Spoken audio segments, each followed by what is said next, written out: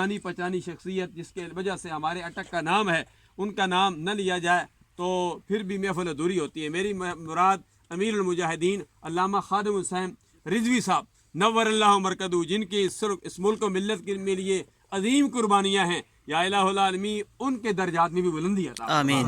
یا الہ العالمین حاضرین مجلس کے جو کربا رفقا ہو چکے ہیں ان کی درجات میں بلندی عطا فرما۔ آمین۔ ربنا تقبل منا انک انت السمیع العلیم وتب علینا انک انت التواب الرحیم۔ یا میں بھی دعا کرتا ہوں، آپ بھی دعا کریں، یا اللہ تو رحمت کی بارش نازل عطا فرما۔ آمین۔ یا الہ العالمین ہم گناہ گار ہیں، ہمارے گناہوں کی طرف نہ دیکھ، یا الہ العالمین رحمت کی بارش نازل عطا فرما۔ یا اللہ تو ہم سے راضی ہو جا۔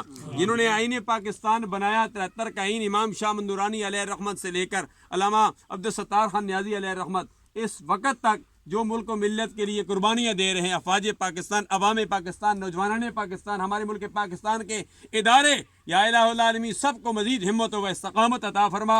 اور جو شہر خاموشی میں پہنچ چکے ہیں، یا اللہ ان کی قبروں کو جنت کے باغوں میں سے باغ بنا دے۔